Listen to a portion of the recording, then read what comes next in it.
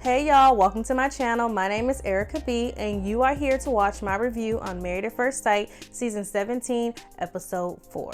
So I do want to start off by apologizing for the delay in posting this video. I haven't been able to get the kind of lighting that I want for the quality of this video. The natural light has been off because it's been super cloudy and rainy in Houston. I did have to go cop a couple soft lights, so that's what I'm working with today.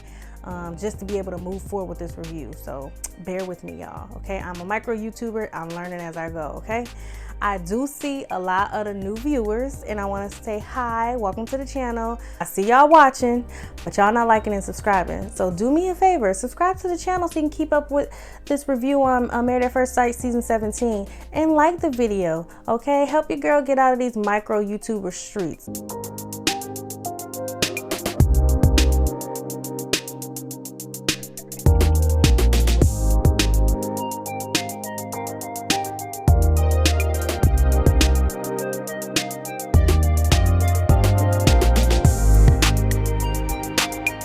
All the couples are married now with the exception of Michael.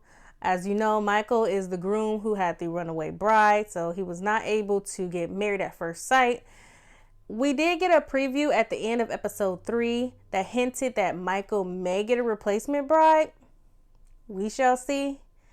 I will say that personally, I am down for whatever makes Michael happy. I think Michael is a good person. I think he's a good man. I think he's a stand-up guy and he deserves happiness. He is very easy to watch and he is really good for TV. So I can see why production and the experts kind of want to reel him in and keep him on board. When he met with the couples prior to them going on their honeymoon, he had a lot of good energy and altogether the cast together had really great group chemistry. So I could see why, this could possibly work out. We shall see. Now, I did jump a little bit ahead in the episode, so I do want to bring us back to the wedding night so that I can discuss these couples individually. First up is Austin and Becca. So Austin is getting out the car and he is holding a houseplant. And then we see Becca holding a houseplant as they're entering the honeymoon suite. And I'm just a little confused because where did this houseplant come from? Like, did y'all stop at Home Goods or something on the way to the suite? It's not making sense. Like, I need a backstory. It's funny to me, because it's like, was it a wedding gift? Is that a good wedding gift to give somebody a houseplant? I ain't never seen such a thing. And it wasn't a centerpiece. That's a black folk thing. We take the centerpieces from like baby showers and weddings, things like that. So it wasn't in a decorative vase or anything. It was literally like a house plant in a white planter. So I just was like, is that a good wedding gift? Because I've been giving loot to these couples. They enter the honeymoon suite and the mood is set. There's candles, there's rose petals, there's bubbly, there's not alcoholic wine or bubbly for your girl Becca. We know Becca don't drink. And the chemistry is there, it's hitting. Everything looks natural, it feels natural. You would think they known each other for a long time, probably because they married themselves, but in a different like masculine, feminine form. But yeah, it's given like, we can feel the chemistry between these two. Our plant parents, like literally, I feel like they make the most sense. Like if they don't make it, I would literally be shocked at what it was that caused them to not make it because they have so much in common. Where would the conflict come from? They playfully get into bed, obviously fully dressed, and Austin lets Becca know that, hey, listen, I had a left shoulder injury from snowboarding, so I need to sleep on the right side so that he can lay on his right shoulder and be able to cuddle her, right? And so, side note though, because that side of the bed is like close to the window. I thought it was like an unspoken rule that men sleep closest to wherever the door is, so that they can greet danger first. It's like a protection thing. Like it's the same sentiment when women and men are walking on the sidewalk and men stand closest to the curb. So is that a black thing? I'm just curious because I thought that's how it go. But anyway, if he sleeps on that far left side on his right shoulder, that's putting Becca closest to the door. Yeah, I don't know about that. So anyway, he's telling her about why, what happened to his shoulder. He said it's not optimal for cuddling for him to lay on that bad shoulder. Understandable. Y'all, I felt like this was a good time for our girl to tell Austin about her health issues. I mean, it makes sense. He's telling you about his what happened to him. But no, our good sis stayed hush. She lets us know that, listen, she's going to tell him in the morning because it's kind of hard to get to know people when she have to let them know that right off the bat, which is fair, And Becca is a fair galley. So in the morning, it was brunch and business. She woke up. She let him know, listen, I have endometriosis and ankylosing spondylitis. Ankylosing spondylitis is basically a arthritis of the spine. So our girl is suffering, especially with the pain that she gets from the endometriosis when she's menstruating. She is constantly in pain, basically.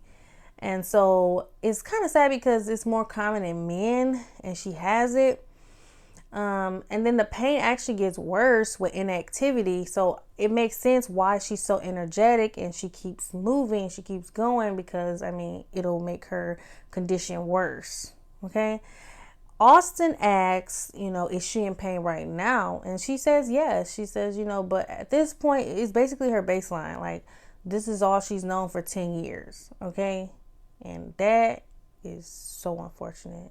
Now, the nurse in me was so proud of Becca because honestly, I couldn't have explained what was going on in her body any better. Like, she did a really good job of explaining to Austin in layman's terms what is going on. Even though I feel like she downplayed it a little bit, she did do a good job explaining it to him and to us, the viewers. If you watch my previous video, you know that me and my homegirl, who's also a nurse, had been bickering for 3 episodes straight.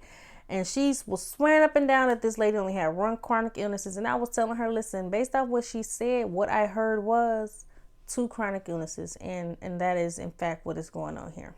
So later, Austin meets with Becca's friends. For those of y'all that are wondering, yes, Becca's parents was at the wedding.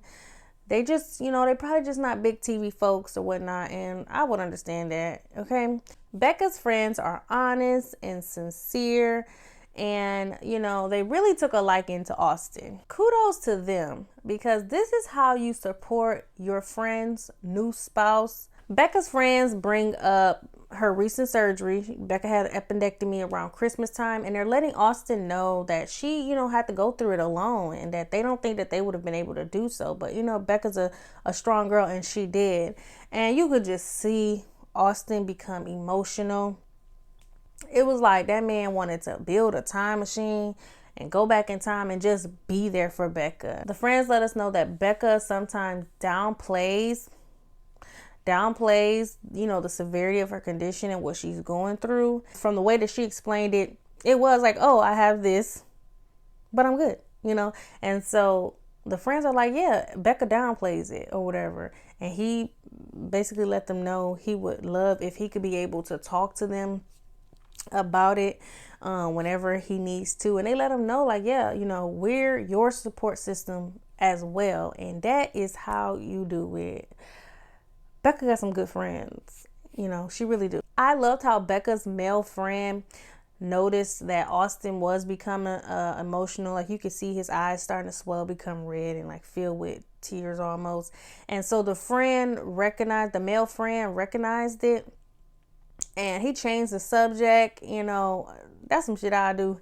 He changed the subject. He's like, what about that kiss? That first kiss. And it was bomb or whatever. And it basically just changed the whole vibe at the table. And, kudos to him for having Austin's back in a supportive way, once he peeped it. Now, Becca is meeting with Austin's friends and his parents, okay? In this meeting, there were times when Suzanne would be trying to like drill Becca, but she just couldn't follow through. In fact, they had a moment where Becca almost made Suzanne cry, okay? And Suzanne is not a soft cookie, okay, at all.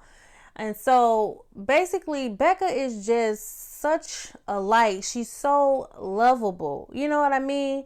That you can see in the interaction where the family and the friends just had to surrender. Ultimately, they have to surrender to, who Becca is and who she is to Austin now. Becca's energy is transferable. Her smile is infectious. Her presence is consuming. And Becca really is that girl, okay? And we can see that when we look back at, the wedding, when she entered, how everybody was in a good mood, but, Becca just kind of like changed the whole atmosphere, right? Or at the pizza place when she was with her friends telling them that she's getting married. You can just tell it just goes from person to person to person, no matter who she is around. And them the type of people you want around you and in your corner. Orion and Lauren.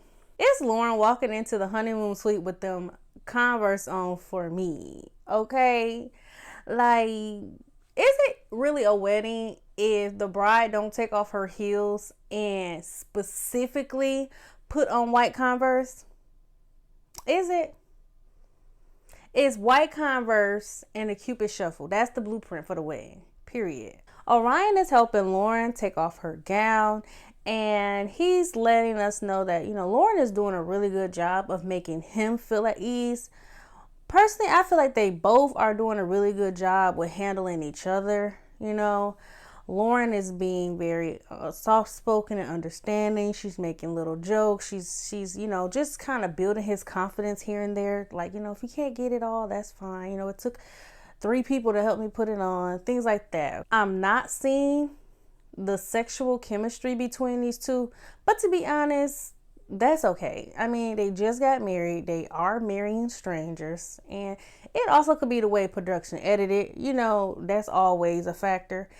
Or just the fact that they just need more time. Now, Orion does say that he does not want to have sex tonight because he doesn't want it to cloud any judgment. And he also says that, if the missus want to, he would have a hard time saying no. I mean, he is very attracted to Lauren. So they're in bed and Lauren mentions that she didn't tie her hair up. And she actually said that she didn't really care, but then she went to retrieve the bonnet anyway. She asked Orion, do he know what it is? And to be fair, like, that is a question that any black woman would ask her non-black partner, right? If he about to see her in her bonnet for the first time. I mean, it was really nothing more to the interaction. Now, I see a lot of people trying to say, and even production trying to insinuate the way that they're telling this story, that Orion is just overly feminine, right? We hear Pastor Cal say it. We hear when even Lauren say he got mom energy. I'm just not really seeing it. I just see a soft-spoken, calm, peaceful man. I don't see that. I really wish that Orion never volunteered the information about him going on a date with a man, even though he never had any sexual, experience with a man. He said he did go on a date with one. The man kissed him at the end and he didn't like it. And he concluded that he liked women and he's not gay. But because he said that, right, and, he requested a sister, he wanted a black woman.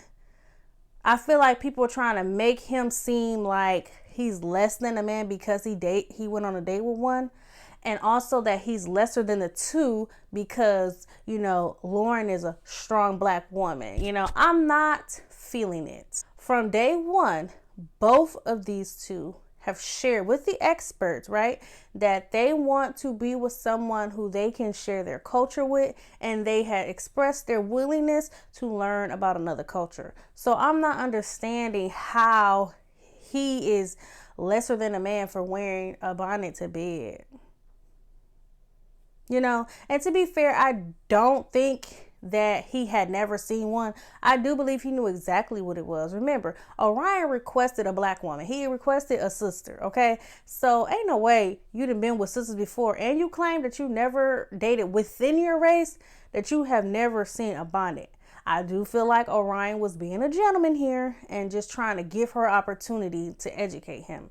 That's what I feel like happened there. Not only is Orion being portrayed as this uber feminine man, but they are really trying to portray Lauren as this super masculine woman. And I need the receipts. I need to see the receipts. Where is the footage? Because that is not what I am seeing, and I'm not about to run with that narrative. Lauren, up until this point, has not shown us that she is the type that's going to try to dominate this man. I feel like y'all only saying it because the type of architect that he is, because he is a little quieter, he speaks a little softer. That does not make this man super feminine. I feel like he has a healthy amount of femininity and masculinity. And I think the same for Lauren. She has been easygoing. She has been communicating with this man. Now, to be honest, she hasn't complimented him. So like I told you, I personally feel like she's not attracted to him. She has been nothing but literally a good listener and great communicator since they got married. I mean, it's still night one. So again, where is these behaviors? Y'all really telling on y'all stuff. Y'all want this woman to be a strong black, intolerable. See, that's the strong black woman y'all want, is the intolerable one. That's how y'all want Lauren to be. And baby, that's not her. That ain't who she showed us that she is so far. So please cut it out. After blowing out the candles, Orion asks Lauren, can he give her a kiss? Now that's another thing the streets is trying to paint as feminine. How is asking for consent feminine? See, I know a lot of y'all men be entitled and y'all think y'all can take what y'all ain't asked for. Kudos to Orion for asking for consent. He asked for consent to kiss her during the wedding, at the wedding ceremony, and he asked consent to kiss her right in this moment before bed. And I just think that is what a responsible man would do. I mean, they're marrying strangers, guys. They don't know each other. And to be honest, we don't see the sexual chemistry. We don't see either one of them, behaving in a manner that will elude that they want to have sex tonight. Do we? We don't. So yes, he asked for consent, as he should. When Lauren and Orion wake up, Lauren let us know that they didn't have sex, which is obvious. But she did let us know it's on the table and that they just want to, build a foundation, get to know each other better, a connection. And obviously that is a good call. Like, y'all ain't even know each other 12 hours ago. Okay? That's a good call. But because he didn't get it the first night, he must be gay. Come on now, y'all. Cut it out. Chill on Orion. I read an article the other day that Lauren proclaims to be queer. Okay? She said it before in one of the first episodes, and I read an article where, Lauren is the first queer, wife on the show. So y'all questioning his sexuality, but I mean, my good sis and told y'all what it is. So they began talking to each other about how they would handle conflict. I mean, we saw the conversation coming.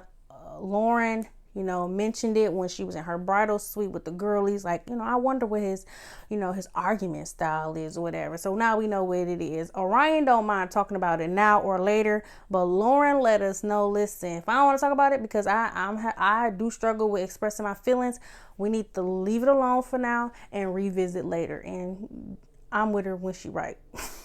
Because I'm the same way. If we indifferent and I don't want to talk about it right now, you try to force me to talk about it, you likely to get called a word that you don't want to get called. I ain't gonna lie, I could be a little more disrespectful when I feel like you trying to force me to do something. Listen, we gonna talk about it later. They agree. They gonna talk about it later, when Sid is ready, and they shake on it. Okay. And it's their first marital deal.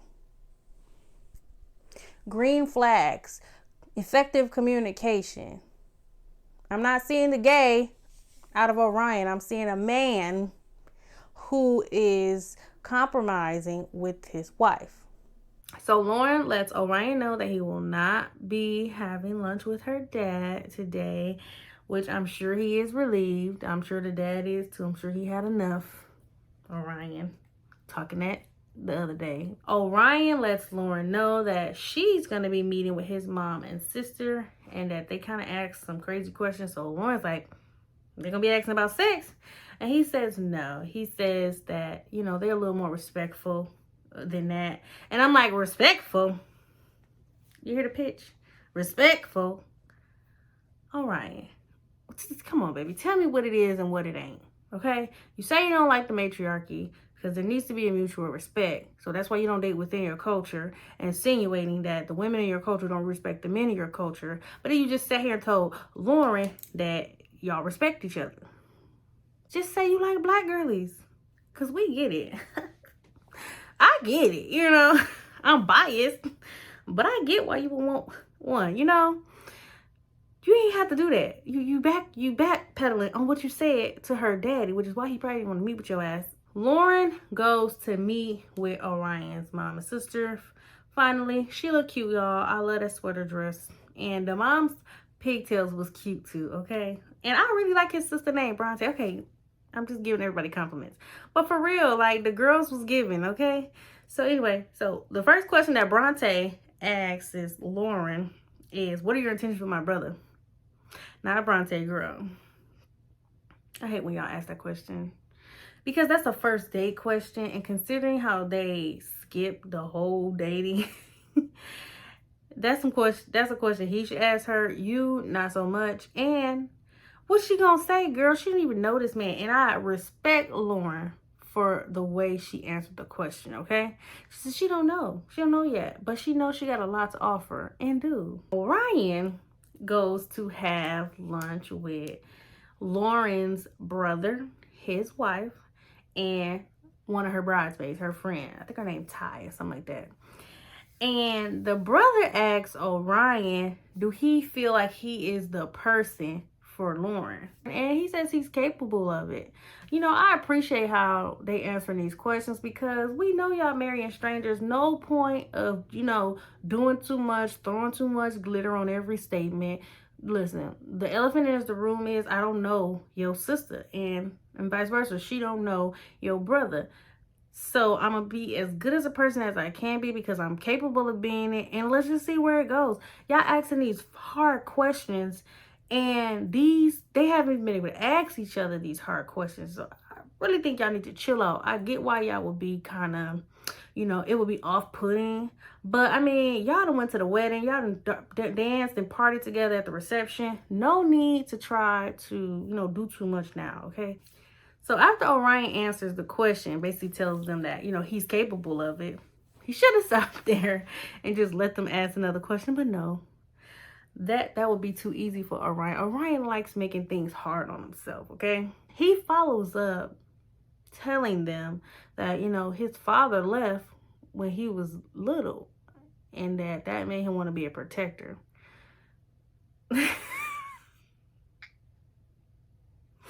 Orion, please.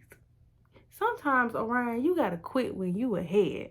I don't know who getting worse at this, you or Cameron, but Orion, you gotta quit, okay? I know that there's a lot of similarities in the black community and the indigenous community, but Orion, read the room. You already talked to her daddy. Why are you trying to trauma bond with these people when they have a daddy?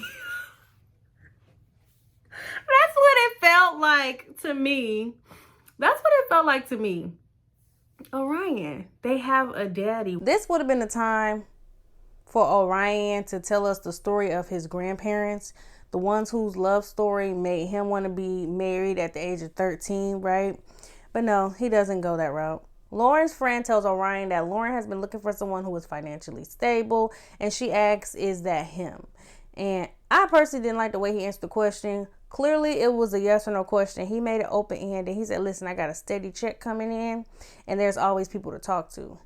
They didn't ask if you have a job. They asked, are you financially stable? What are you doing with the funds? I think people get that confused. So, yes, he didn't answer the question the way that I would like. Hopefully, Lauren is okay with that. We gonna see, because remember, your girl is a federal budget officer. She worked for the feds, okay? And, you know, it's given know how to manage money based off the job title. I'm just saying. So hopefully Orion can keep up in that aspect. I told y'all what my theory was, that Orion was, putting things together to eventually move to New York, where he would be a contractor, electrician, and a realtor and broker, sounding like a one-man, show where he want to, monopolize and do everything when it comes to building and selling a house and, just maximizing profit. That's what I got from it. But the way he answered this question, making me feel like I was a little swift in my judgment, if you know what I mean. When Lauren returns to their honeymoon suite, Orion is there. He's chilling. My goodness, got a whole different hairstyle. And I'm so tickled because, listen, this is the black girly experience. This is top tier black girly, okay? Because Lauren is about to go on her honeymoon. And my good sis said, yeah, I wore my natural hair for my wedding, but honey, I'm getting vacation braids. And that's what she did. My good sis said, yeah, I met with your mama and your sister, but after that, I got a hair appointment. She came in with this scarf on her head with her hair covered up, and she let him know, yeah, I'm going to wear this scarf for now because I need to protect my edges. She said, you know what that means? And he said, yeah. He said, you know what that means. Hence why I told y'all I know that he knew what that bonnet was. But see, he couldn't pretend in this moment because he wanted to know what his siblings and mama said to her. So he trying to get down to business. How was the lunch, But yeah, Orion know what edges and bonnets is, okay? He know what vacation braids is. He knows the things. He's just pretending. There's a knock at the door, and then when Lauren opens it, it's a basket on the floor. Obviously, production put it there. But anyway, it's a whole bunch of goodies in the basket and a note that's telling them that they are going to Cancun for their honeymoon. And they are very excited, y'all. So Orion pulls a hat out of the basket. He puts it on. It's a white hat and it say just married. And Lauren, okay, it finally happened. Lauren compliments him. She says, oh, you look so cute. And bam, Orion is validated. Finally, Brennan and Emily. They get to their honeymoon suite and Brennan is gracious enough to carry Emily over the threshold. They jump in the bed fully clothed just to take a breather before they decide to get to it and get out the dress. I thought it was cute how he was helping unbutton her and, he was like, playfully repositioning her body. He was repositioning her hips to try to get like a better view, to be able to get them buttons off. And it was an appropriate and natural amount of intimacy. Now, mind you, her dress was already a low back. So all it took was a couple buttons to get unbuttoned and it was crack, basically. Emily ain't had no drawers on under that dress. Emily says she marinating that thing, okay? I'm sorry. Emily is a freak. I already know. But anyway, so, she had no drawers on the whole reception apparently. And she been talking about how she gonna get it in with him if he cool with that. And it's just giving Emily. Emily lets us know that she sleeps naked, but tonight she gonna put some pajamas on. It's too bad she was drunk all day and in this moment. Because when they wake up, they try to convince us that they didn't have sex. And it's given that y'all did, okay? It really is given that y'all did. I can't really see y'all going to bed on that high where y'all both ready for production to get up out of there. And Emily saying that, she want to put these candles out and see what happened. Then all of a sudden y'all wake up, Brennan don't have a shirt on. And you fully dressed and y'all eating breakfast like nothing happened.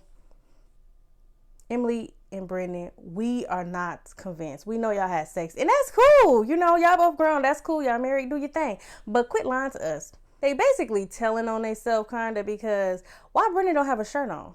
Brennan went to bed with a shirt on and he woke up without one. And we know it wasn't warm in that room because they agree on 68. Production made sure that we didn't believe in y'all's statement because they edited it in. Every drunk comment that she made, every comment she made about having sex tonight and all the toys she want to use and handcuffs she want to use, they made sure to put all that in and made sure to have that camera on him with no shirt because they wanted us to read in between the lines, okay? And I read in between the lines and it said y'all smashed. Listen, I ain't knocking nobody, especially Emily, because, honey, Brennan fine. I'm 4 for 4 in my review and telling y'all how fine Brennan is. I'm hip. I'm just like you, Emily, except me personally, I wouldn't need no toys. They exchanged numbers, and I told y'all last video that would have been the first thing I would have did with my new husband. Listen, ICE, in case of an emergency, Brennan, okay? Give me your phone number so I can know how to get in contact with you. You know what I mean? And by the way, what is my last name? Ain't nobody asking. Y'all don't want to know y'all new last names? I know I do. Brennan, what's your last name? I need to Google it. Erica, whatever it is, I'm sure it'll have a nice ring to it. Emily meets with Brennan's parents and his friend, and the mom asks Emily, what kind of wife do you want to be? And for somebody who her dad alleges she's wanted to be a wife for a long time, she didn't know how to answer the question. In fact, she just started talking about work. Okay, and then she talk about being a stay-at-home mom. I don't even think they nowhere near to be having that conversation, but she mentions it, and she says she knows she want to contribute to the household. So basically, Emily is letting them know, like, listen, I plan on working. I'm not no stay-at-home type of chick. I want to get out the house and go earn my own money. And her parents validate the statement. They are very clear with Brennan that Emily is a workaholic, it sounds like, and she takes a lot of pride in work. She's an account executive. Can you blame her? Emily probably make like $200,000 a year as an account executive. So do you blame her? I know I don't. They're gonna have to figure out a common ground here. But if I was a man and my wife is bringing home $200K, I'm gonna let her take her butt to work. Period. And it don't seem like Brennan have a choice. Emily is pretty firm on it. Okay. Brennan's mom is insinuating to Emily that Brennan have a temper. So red flag for me. But I don't understand why she's saying that, because bruh, ain't you the one who told him that nobody in y'all family divorced? So why are you trying to scare this woman off? Because let me tell you something. If a man mama tell me something like that, anything negative about her kid, I'm going to take it to heart. Because that is mama. Ain't nobody gonna have your back like your mama. So if your mama is warning me, sound like she was giving her the heads up. But that ain't the type of heads up I want. And so I was like, why is she telling her this, when she know it's a red flag? But you know what? When Brennan was talking to Emily's parents and they asked him like about, how he deal with conflict and stuff, and he said he's still working on it. Listen, in this meeting with Brennan and her family, Brennan was not trying to impress them folks. He did not have them same beauty pageant answers and energy that he had when he was selling himself to Pastor Cal and Dr. Pepper and Dr. Pia. Okay. He is giving your family is a non-MFing factor. I mean, he was completely unimpressed. They were unimpressed. I think they was trying to do their best with the interaction, but it was giving Brennan is not concerned with y'all think, and he just there basically because he got to be there. Brennan like, listen, I done told y'all that I ain't divorcing, and that's just that. She stuck with me. I'm happy that I didn't have to deal with dating her and impressing her or y'all.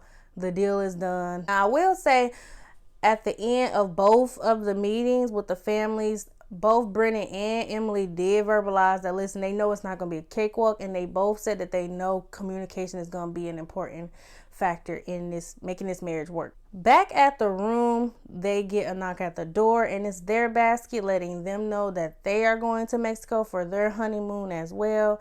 The two start packing, and they're just, having a good time with each other as they get ready to go. Cameron and Claire arrive at the honeymoon suite, and Cameron is helping Claire with them 1,000 buttons on the wedding gown. The same buttons that every male has been struggling with, y'all. And he makes a comment while helping her, okay? He says, these is what they do to horny grooms, and he laughs it off. But I'm telling you, as quick as he said it is as quick as the smile left her face, and it became nervous laughter. And she very quickly told him, don't even worry about it, I'll finish the rest. And Cameron is like, are you sure? And she said, yeah. And Cameron ain't stupid. Now, he felt that energy shift, and I'm telling you, he followed suit. Cameron is saying he's a good indicator of sexual energy and he's getting nothing from Claire, and he's not. Claire is not exuding anything sexual. She's not exuding that she even wants to be close to this man, but she is telling it to the camera and us while she's in the bathroom getting ready for bed.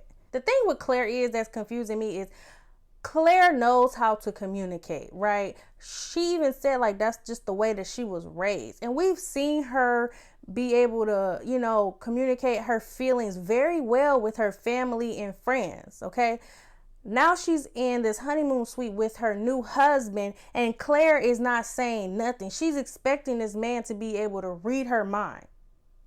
I mean, at the least, Claire, you could give him some energy to read, but she's not even doing that.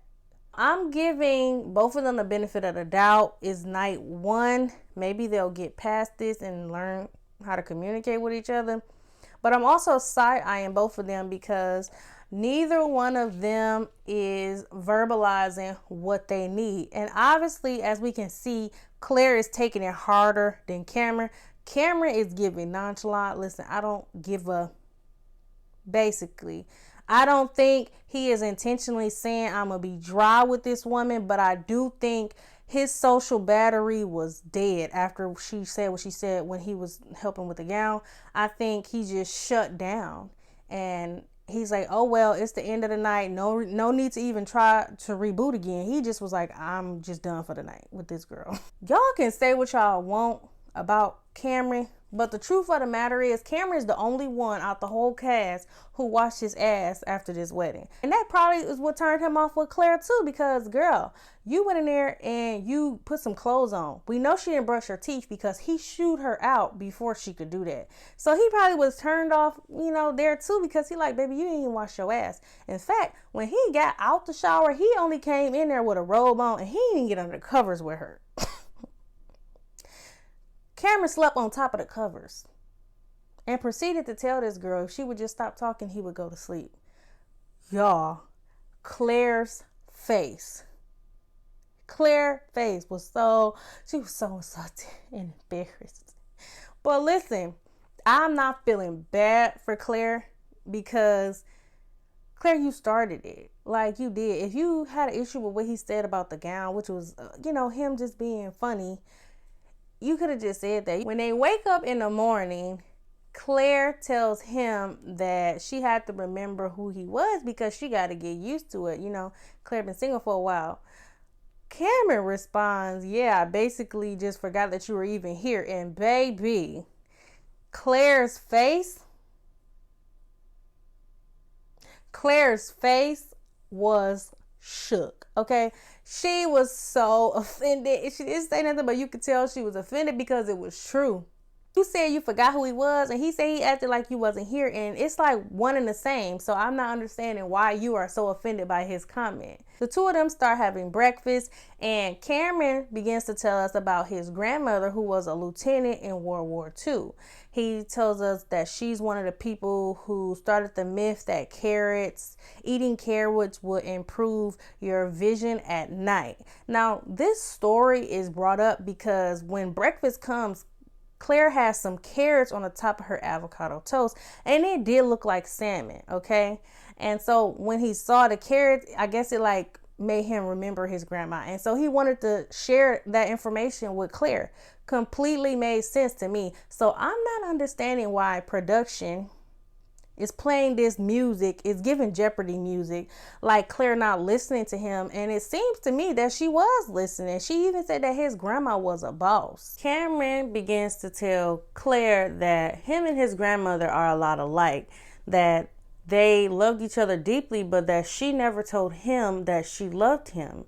And so he's telling Claire that, you will feel loved by me, but insinuating that he may not tell her that he loved her, right? And this is completely off-putting to Claire because Claire grew up in an affectionate family. They told each other how they feel. Cameron goes to have lunch with Claire's mother and her sisters, Kat and Chrissy. Chrissy is that one, y'all. Chrissy the one with all the mouth. Chrissy the one with all the energy. I bet you Chrissy's single. I bet you. She trying to give him all this flack. I mean, he hadn't even sat down and she's firing off all these questions about her sis. And, you know, I get it, but then it's like, girl, chill, because I'm marrying a stranger too. You know, he's taking just as much of a risk as Claire. Chrissy asked Cameron about his last relationships, and he says, you know, he's had 5 1-year relationships with 1 year in between. Cameron only been in the States for 10 years. So basically he take a year on and a year off. He done dated 5 Americans. Okay. And yeah, she like, is you gonna do that with my sis? It was annoying, but it was a valid question. Come on now. Chrissy annoying, but yes, it was a valid question. He's like, you know, it's different now because we're married. But is it, Cameron? You know, is it? We're going to find out, because I don't think it is. Right now, we're getting close to the 1 year mark. Remember, the wedding's happening in January. So we will see, right? Cameron also tells the family the same thing he told Claire. Like, listen, I show love physically. The mom about to have a heart attack, right? She is clutching her pearls, it look like. Cause she like, cause she thinking sexually. You know, she old school. She thinking he means sexually. Like, that's how she gonna know I love her. But no, he's like, to me, it's giving acts of service as his love language. It's giving, I'm going to show you by doing things for you, you know, by caring for you. I'm gonna do everything but tell you I love you. You know, in all fairness, he let them know the same thing he let Claire know. So he won't verbally tell you that he love you, but he will verbally tell you that he ain't gonna tell you he love you. But he gonna do everything else, you know. And I don't agree. I couldn't be that way with my mate, right? But the fact that he is being honest with her family and her, you gotta respect it, right? So Claire is meeting with Cameron's cousin and Nancy folks. These 2 people that was at the wedding who he confirmed was folks he met through Nancy. So I guess they friends. I'm gonna tell you like this. It didn't give friends to me. It gave, you know, they just seem like, Nancy seemed like her family come from good roots. They don't want to make him look bad, you know, or look like he don't got nobody on TV. So Nancy keep coming in with the clutch, and her family is too. The first thing they asked was, how did it go last night? And she's basically saying everything went well. You know, I commend her for that, because, you know, even though she was salty since she stepped in the hotel room, she like, I'm gonna keep them out of my marital business. Claire asks everyone if they think he is ready for marriage, and the answer is yes. They say yes.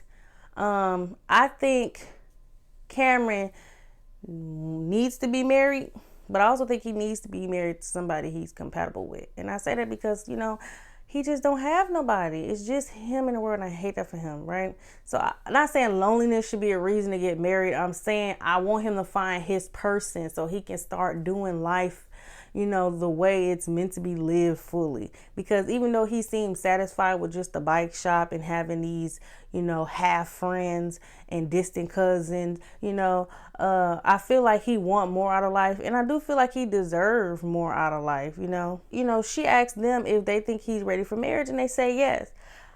She didn't ask, do they think he's romantic? And they pause, and she answers for him. She goes, no. And so they're like, you know, well, you know, we wouldn't know. Why would they know if he's romantic, girl? Cameron don't take me as the Instagram type to post, you know, cute quotes and, you know, roses that he got his girlfriend. I don't get that vibe from him, but she wanted to hear it badly.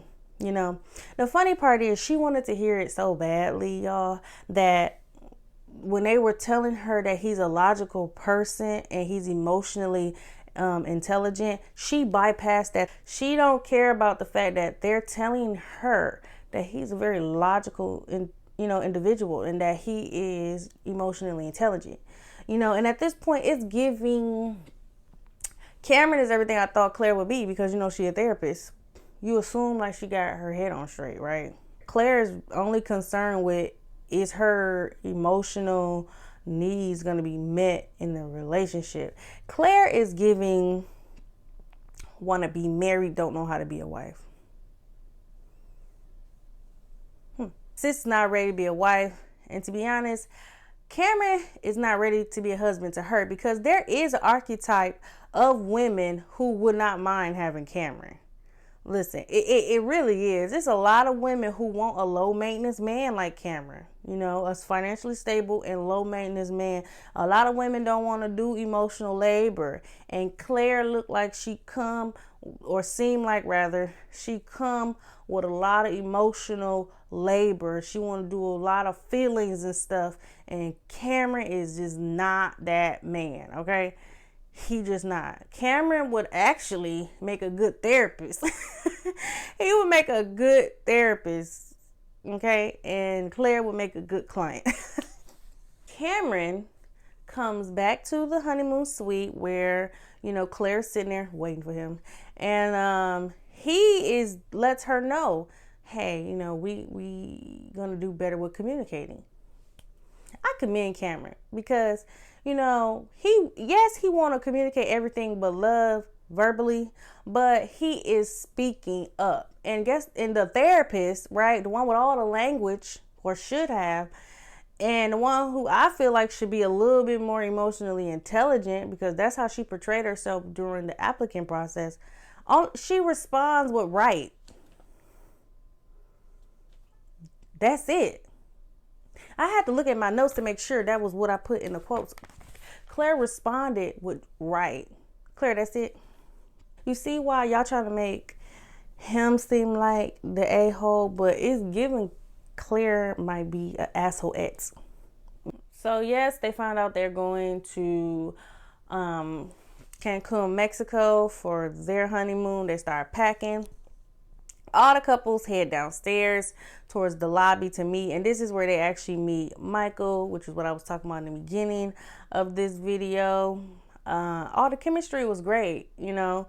Everybody seemed to get along. I love how Austin and Becca kind of summed up each couple, their first impression, and they were spot on with a lot of what we think about these couples. So all the couples is, you know, on the shuttle bus that's gonna, you know, transport them to the airport, right? And you have all the couples booed up, and then you have just Cameron and Claire just sitting there close together, but just sitting there, right? Cameron makes a comment. And he says, you know, we need to be, you know, basically he tells them they need to be careful and be concerned with their safety if they leave the reservation. But what he meant to say was resort, okay? And I just want to say that two things is correct here, okay? He meant to say resort. I don't care what nobody say. It's not giving microaggression for me. You know, if you Google Cancun violence against Americans in early 2023, remember the weddings was in January, right? So let's say they went the first week of February, right? They were Americans there. It was all over CNN. There were travel, like literally from the beginning of the year till the summer. There were all type of travel advisories to go to Mexico. So it was a genuine concern. I believe he just misspoke and said reservation. And it's giving, because we didn't see Orion tell them that he's Navajo, right? But it's giving Orion was telling them that he is. I mean, when has Orion ever missed the opportunity to educate people on his culture? Right? So it's given they had dialogue about it. It just wasn't shown to us. And he misspoke when he was trying to just, you know, advise everybody about the safety. I don't feel like it was any microaggressions to it. I don't feel like Cameron is racist. Period. It's giving, though, that Orion may have an issue with Caucasians. I'm going to just be real about it, because even though he's biracial and it's given half Caucasian, I already told y'all how those Dene, Navajo, just indigenous people in general feel about Caucasian people. I mean, do I have to say it? Why? Okay. Then he talks about how his daddy left, who is given Caucasian. Now he ain't never said, he'd say he biracial, but look at Orion. He is of Caucasian descent. I don't care what nobody say. He's half white and half indigenous. That's just what's given. His mother has a red undertone like my skin. His sister and him are pale. Okay? It's given Ryan don't care for white people like that. And that's why he was so quick to call this man ignorant. We're going to hear more about it, because I'm telling you, the man liked to talk so much about his culture. the more he talk is gonna come out. And you heard it here first what it is with Orion. So the couples board their flight. They land safely in Cancun, Mexico. And Claire is on one, okay? She is passive aggressive. Claire is passive aggressive. I know the type, Claire. And that's another thing that I pick up on very well, passive aggression. They have to go upstairs. Their suite is 2 floors. Orion let us know, that it's 2 floors, right? And they have to take their bags upstairs where the bedroom is. So Claire says, I'll take your bag. She wants to take Cameron's bag because he packed light. And basically she wants him to take the heavier one because he's a man and he's stronger. I mean, Claire is 5 feet, right? And Cameron, passive aggressive as well. He usually jokes and his humor is dry, but in this instant, I heard passive aggressive. He said, "Oh, you want me to carry your stuff because you overpacked." It's not giving a joke, Cameron. It was y'all was playing ping pong with the passive aggression for real. Boom, boom, boom. When he said it, he opened the door for her to complain about the other stuff he had done since they'd been at the airport, and apparently he was leaving her. She felt the way because he didn't, offer to help with her heavy bag. And so at this point, she like, listen, I can't get it up the stairs. So she finally said something. This is what I'm talking about with Claire. Ma'am, forget you being a therapist, right? The irony of it all. Forget you being a therapist. You're a grown woman. Say what you need. It's like, Claire, say what you need in the moment. Don't not say what you want and what you need and then complain that he didn't do it later. Claire, you didn't give him the opportunity. Let's just be fair. Now, yes, it's giving Cameron is not a gentleman, but it's also giving Cameron is a feminist and he believes in the equality of the sexes. She's like, I was raised that, men would be more helpful. Cameron was like, listen, I was raised not to assume women can't do anything. Not to assume you can't carry a heavy bag that you pack. He like, why would you pack it if you can't carry it? I don't really have an excuse for Cameron for this not being a gentleman, other than the fact that I just think he's a feminist. For real. That's just what I think. And he probably was raised in a way where women just kind of carry their own weight. Claire is looking at it like it should have been like a romantic gesture, but Claire, you ain't even let him cuddle you last night. So the emotional connection is just not there for him to do these things. They get upstairs. He done brought the bag up, right? Not saying it should have been the end of the discussion, but it could have been, right? But that was just not what Claire wanted. Claire had to get some things off her chest. And so she's being condescending now, right? She's telling him, you're angry with me. And he's like, no. And she's like, yeah, I feel like you're angry with me because I told you about the bag and you left me at the airport and all this stuff. So she's telling him that he is angry with her based off his actions. But really it's giving you're angry with him because he didn't do what you wanted to do and you didn't even ask. Cameron got a lot of patience, okay? Because I would have had to let her know, like, girl, you're doing too much. You know what I'm saying? I'm not a mind reader. I don't know you. I only been knowing you for 24 hours. How am I supposed to know what you want when you don't say it? And like you asked him to bring the bag up the stairs and he brought it up the stairs, Claire. I just don't feel like Cameron is the problem. Not this episode, at least. I feel like Claire is. He's saying all these things that he should be angry with her about, right? Because that's what she wants. She wants some emotion.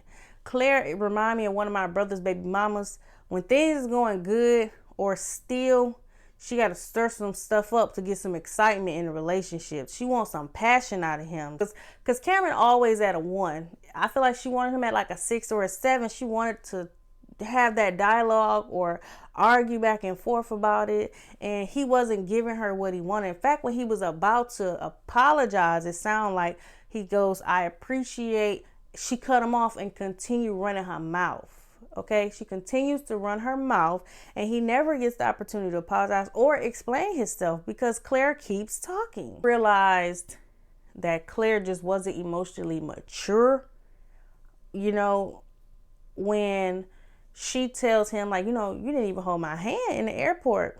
And he tells her, Miss Ma'am, you said you don't like that. You don't like physical touch. Claire, you told him you don't like physical touch, so he did not touch you. This is what I mean when I say I think he like a feminist, and he just believe in consent, which every man should. You know, if a woman tell you she don't want to be touched, you don't touch her. If a woman energy, like in the honeymoon suite, indicates that she don't want to be touched, you don't touch her. He is reading her right. I mean, he's reading her correctly. Period. He's matching her energy. He's being respectful. Might not be a gentleman because it's a difference, but he's respecting her wishes, y'all. He is, you know. When he wants her to explain, and you know, she's like, well, no, I'm just not even gonna even explain. I don't know how to explain it. I'll help you. You want him to read between the lines, right? But that's something you do when you have, you know, an established relationship and connection with somebody. They can read your cues, you know, like, oh, when she say that, she don't mean it, right? Like, I'll tell my man, like, you know, I'm not hungry. And he goes out doing whatever he doing, and he'll still come in with some wings. He knows me, but we've been together. You know what I mean? They're not there. They're marrying strangers. You can't say something and not mean it when you're married to a stranger. That's all I'm getting at. You have to mean what you say, Claire. He's getting to know you. He's trying to figure you out, baby girl. And you know, it's not hitting. Your frontal lobe, you're 27. Your frontal lobe is fully developed. This is where I bring back in the fact that she is a therapist. You should know how to communicate what you need better than this, honey. And I'm just not feeling how she's making Cameron out to be the villain, or, you know, some man that's just nonchalant. Well, he is. He is nonchalant, I'm not gonna lie. But she's making him out to be as if he's just not wanting to be bothered with her.